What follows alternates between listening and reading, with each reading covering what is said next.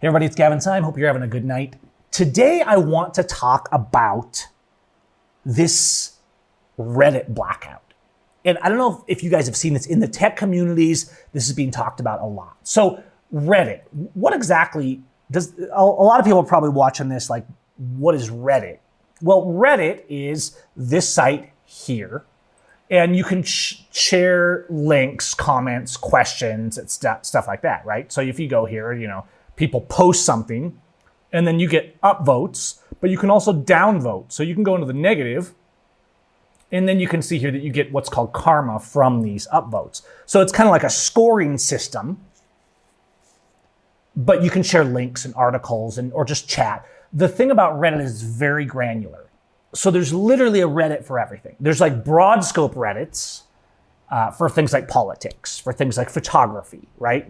Film photography. And it just goes more and more granular. There's Reddits for dirty things, of course. There's Reddits for like, I like red trucks, right? There's probably a Reddit for red trucks.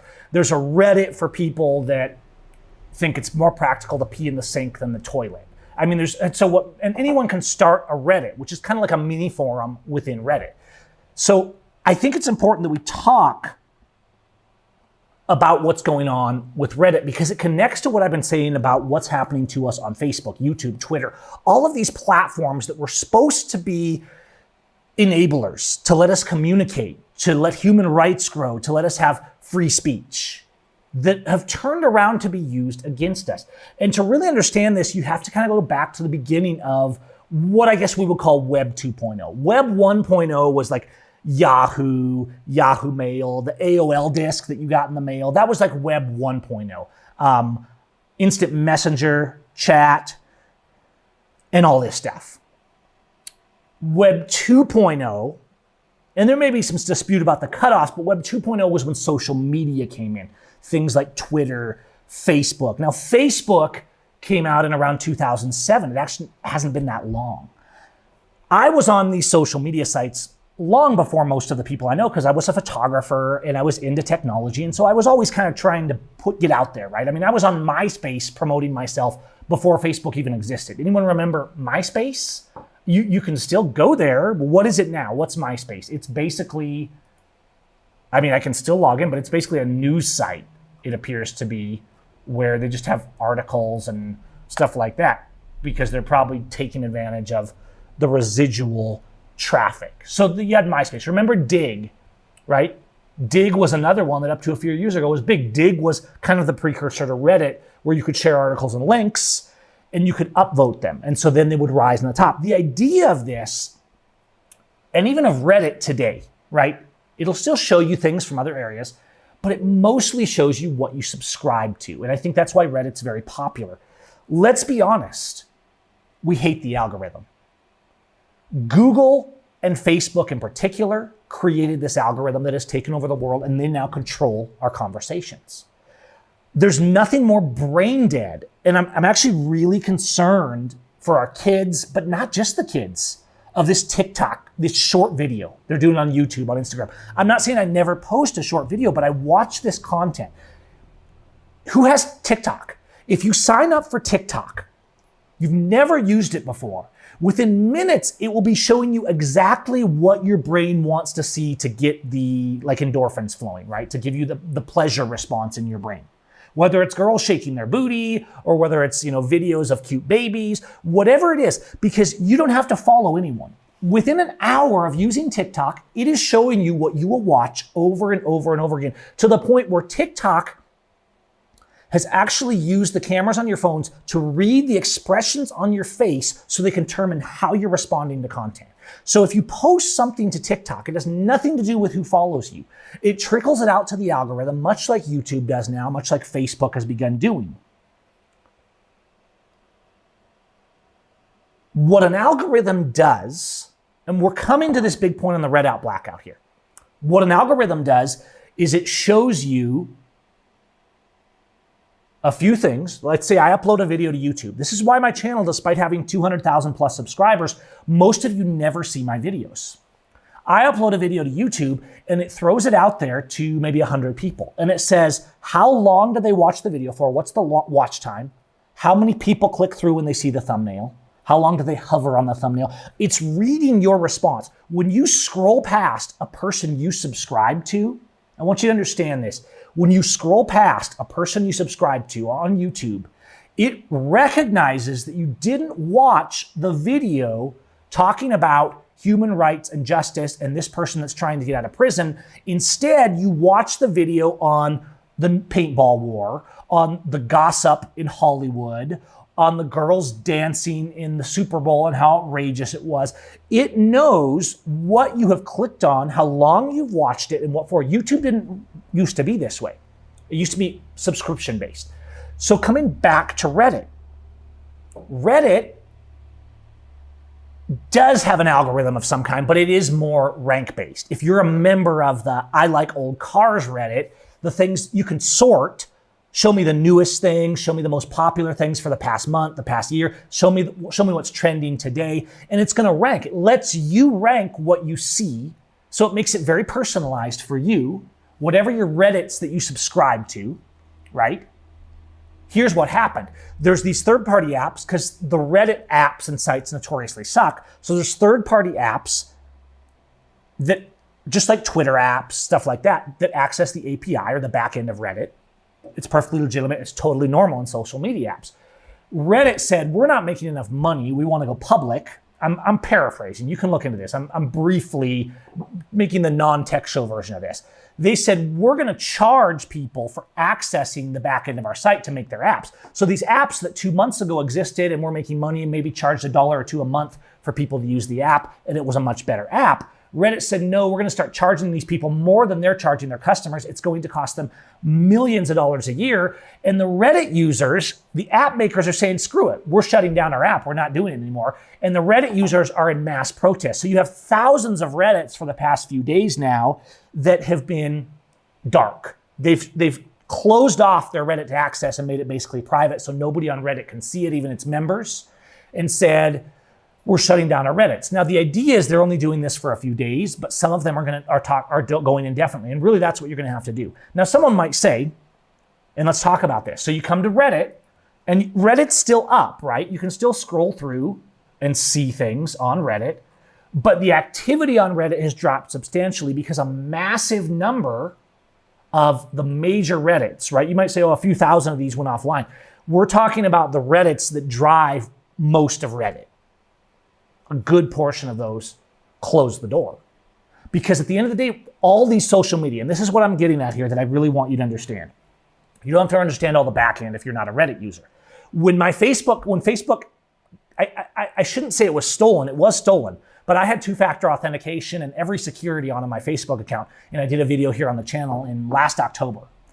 I just about a month ago finally got my Facebook account back after about 100 tries, trying different angles, sending in IDs, all this kind of stuff. Because Facebook around Christmas time, November, December, people working in Facebook were selling Facebook users' accounts to hackers, okay?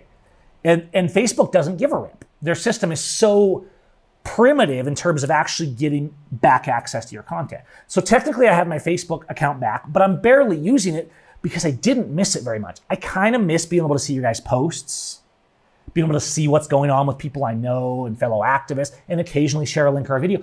But most of the things I post, like I shared this live video today, most of the things I post aren't getting seen. Why? Because the algorithm. Facebook is going to give you the shorts. They're going to give you the girls shaking their butts and twerking.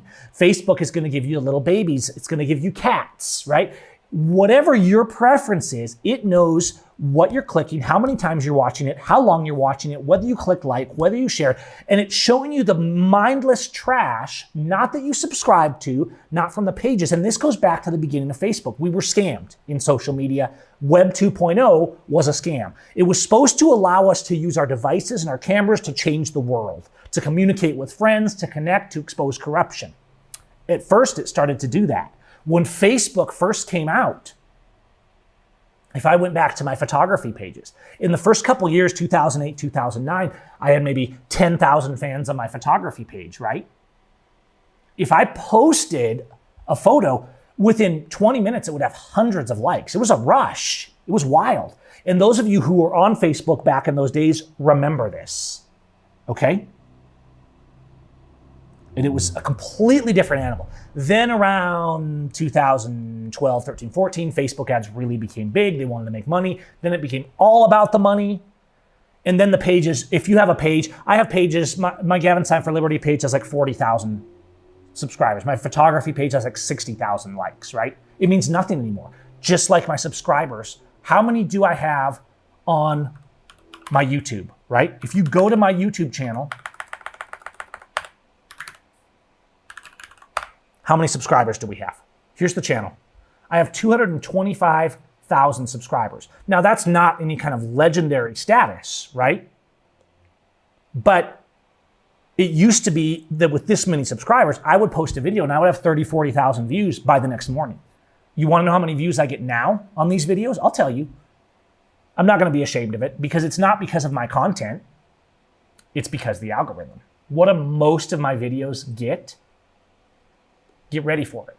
I have 200,000 subscribers. Most of my videos get 2,000, 3,000. Occasionally they hit the algorithm right and I'll hit 10, 15. Very occasionally it'll go slightly viral, right? What YouTube and all these other social media apps are doing is they're showing you what they know your brain will respond to, not what you know you need and you want to be a part of.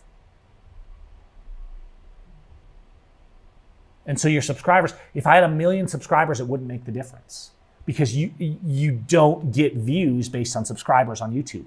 And this isn't just a conspiracy theory. You can study any YouTube marketing channel and this is the norm. It's the algorithm. Now back to Reddit again. We're kind of back and forth, but I'm going somewhere with this. They're protesting Reddit because they're screwing over their users. And this is the important thing. Before all these social medias exist, do you remember the internet before? Go back in your brain. Go back in time to before YouTube, to before Twitter, to before Facebook, the MySpace kind of era. When did we even call it social media then? These sites came and went fast. Some of them blew up and then they went away. Some of them were big, some of them were medium. It was much more diversified. They were held to a much higher level of accountability because there was always a new one coming out that was better. Then Facebook, YouTube, and Twitter became the big dogs. But mainly Facebook and YouTube control the media. And of course, Google, which is also YouTube.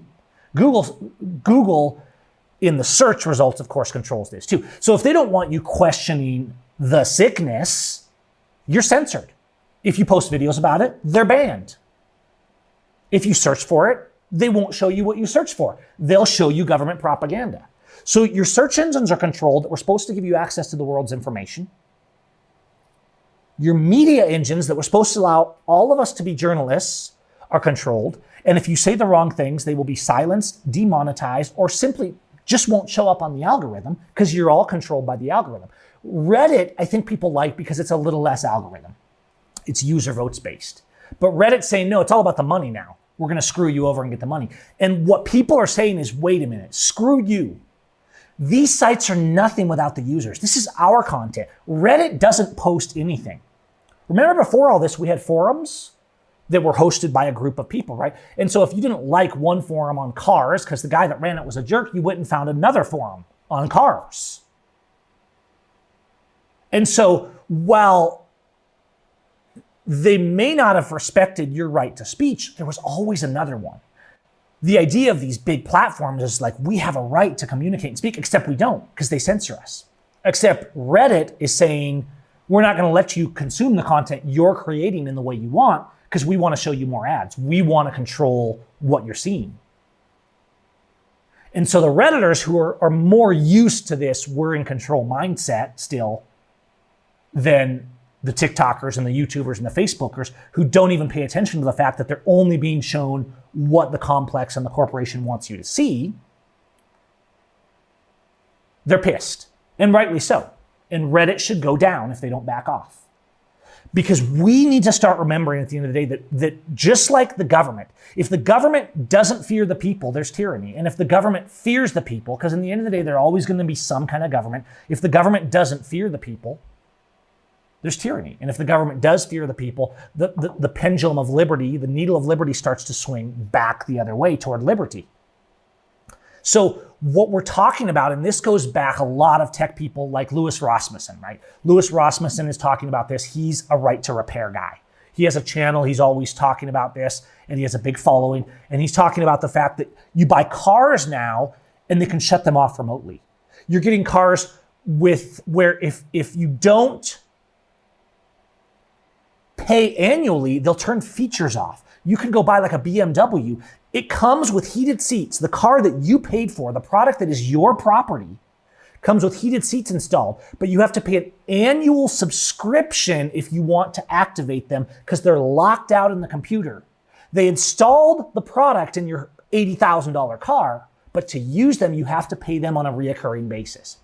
And we're building this mindset that this Louis Rasmussen guy, who's an activist for right to repair and ownership of the things you buy. But really, it's not that different of a topic than we talk about here. It's life, liberty, and property. If you buy something, it's yours, right? We're seeing all of this stuff where you buy a product and then you're locked out of it because it was reliant on this company's server and they insisted they would never go out of business, and you bought this specialty product and now they're out of business, and this product you paid $100,000 for is literally a piece of e-waste trash because it doesn't work. And if you try to make it work yourself, or if a private group tries to make it work, like, oh, this video game that we bought no longer works because they shut the server down, we're going to make a server to make what we paid for work,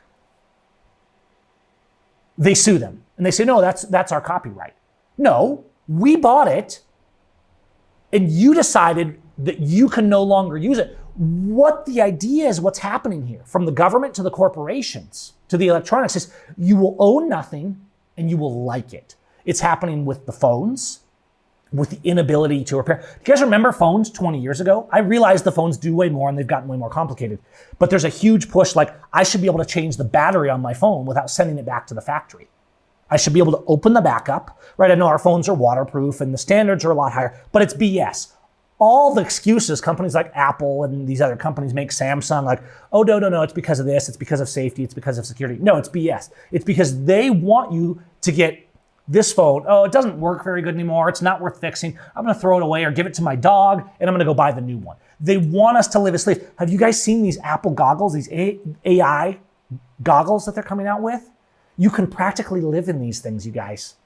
If you don't believe me, go watch some of the videos and watch the internet influencers that are they're just adoring these. It reminds me of like that Wall-E movie where everybody just sat in chairs watching their screens all day long. You don't think about anything. And think about that. Now you're in this virtual reality world and the algorithm is only showing what the corporation wants you to see. Okay? And so all this stuff, Louis Rasmussen is over here on this side and he's talking about right to repair, but that's the same as your private property rights. You have a right to something you buy is yours. And people say, oh no, it's not, it's a software agreement. Screw your software agreement. If I buy a product, I should be able to fix it, use it perpetually without your permission. End of story. And so they're using things like copyright, like patent, all these things to make us bigger slaves, you guys. There's huge bills and fights and lawsuits because farmers can't even fix their tractors. And John Deere says, no, it's for the quality control. It's for safety. The tractors are not allowed to be fixed by the farmer because of ... It's crap. They're using all this technology and software and AI and auto driving that they put into there to say, guess what? If you don't keep paying us, your $1 million thing doesn't work anymore. It's fraud. It's a scam. These are scammers. The car companies, the phone companies, the social media companies. When I signed up for YouTube, I signed up to freaking see the people I subscribe to, not the algorithm. Now, if I go through all the people I subscribe to, and I've seen it all, and then there's an algorithm to throw in some extra stuff so they can keep me watching, right? That's what they want. They want watch time. I signed up for Facebook and I friended the people that I wanted, unfriended the people I didn't want, and liked the pages that I wanted to see more from. Do you know that if you like my page or go follow my YouTube profile, you're not going to see more from me?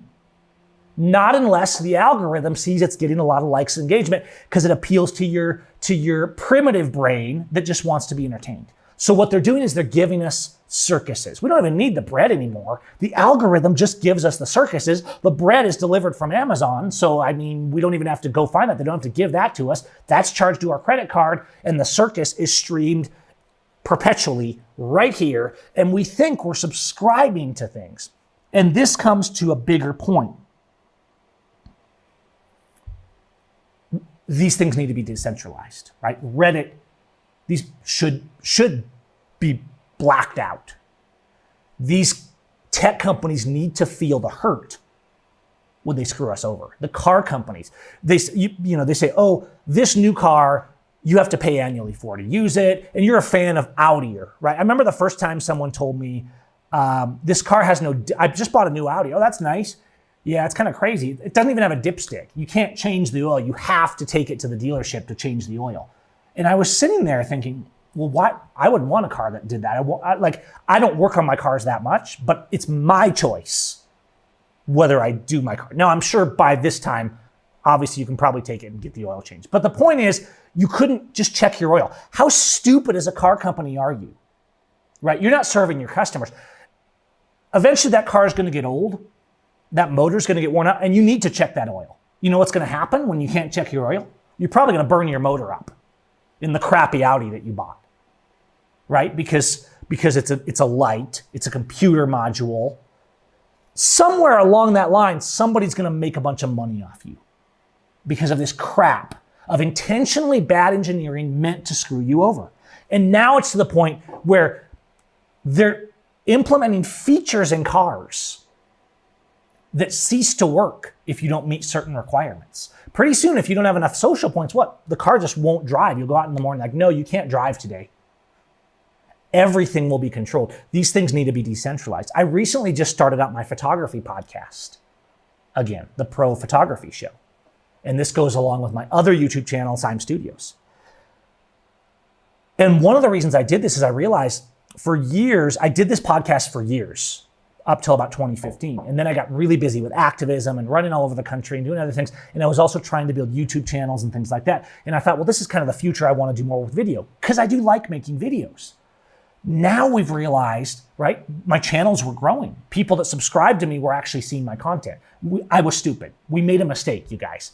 We let these profiles, these corporations, and we got invested in them. And we relied on them. And then our numbers started going down. On Facebook, we started having to pay if we wanted our business to be seen. On YouTube, if I want a video to actually be seen, I have to cater to stupidity. I have to cater to catching your ADD attention because our attention span has been destroyed by TikToks and short videos and mindless entertainment.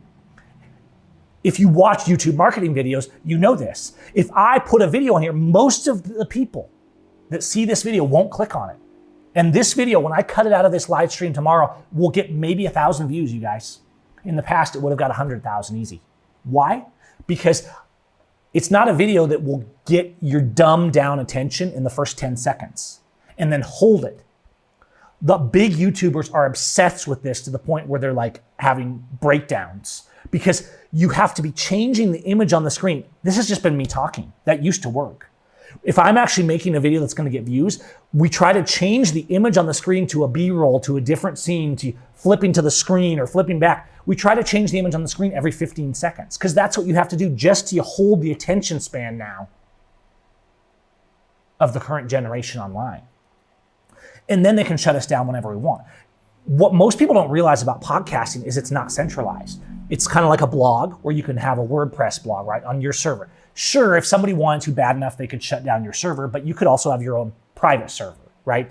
You could almost always get a website online. Do a private blog. A private blog is an RSS feed, right? If you have an RSS reader on your phone, you can subscribe to different blogs in an RSS, and the social media giants can't shut them down because you're actually subscribing to an RSS feed, which is kind of like an HTML page. It's a standard, right? And you can subscribe to that in any app or site that uses that standard. Subscribe to an RSS feed. A podcast is the same way. You can use Google Podcasts. You can use, now I'm forgetting the names, right? But you can use Twitcher. You can use all these different podcasting apps, and you can go in and find the topics you like, subscribe to these podcasts, and when a new podcast, video or audio comes out, it will download. Now, it's not all hosted on a site like this. If I do a podcast, I have to host the files for it, but they can't shut it down, and it's decentralized. So let's say Apple Podcast says, oh, we're going to ban Gavin's podcast or your podcast from the Apple Podcast Store. They can do that, but all the rest of your people they haven't taken your podcast off the air, right? Anybody can go find it on your site, on your blog, or subscribe to it from another podcast listener. So they can't control it like that. And it's not algorithm based. It's based on what you actually subscribe to, just like an RSS feed. So I think this is really important. What I'm getting at is, yes, the Reddit blackout should happen, but we need to start finding other paths. We need to decentralize social media, because it's not social media. It's corporate media. We're not seeing what our family and friends post. We're not seeing what we subscribe to. We're seeing what the corporate media wants us to see. We've gone right back to NBC, feeding us the propaganda that the government wants us to have. It just comes in a different form now. But there is technology to get around it. And I think we really need to start looking at this. Guys, this comments. Because we need to start using other mediums like RSS, like podcasts, that they can't just shut down, that we can keep broadcasting, even when these psychopaths tell us you don't get to say that anymore. Those kind of tools are powerful. And we'll talk more about those. If you guys want to talk more, I've thought about starting a podcast on these topics. I just don't know if I would get any, at the end of the day, I have to pay bills. No one pays me over here to talk about this stuff. At least with my photography things, I'm developing software and making products over on my Seim Studios channel, and I can pay some of my bills with it. But here, the algorithm doesn't show my stuff anymore. A podcast, well, unless I have a lot of subscribers, that's not going to pay bills. But at the end of the day, I still do this stuff because we need to get the message out. These corporate psychotic goons are going to control us into oblivion, and we will own nothing and like it. And that's not okay. Screw them. All right, you guys. That's all for our main topic today. We'll see you soon. Peace. Love your neighbors, yourself, and resist.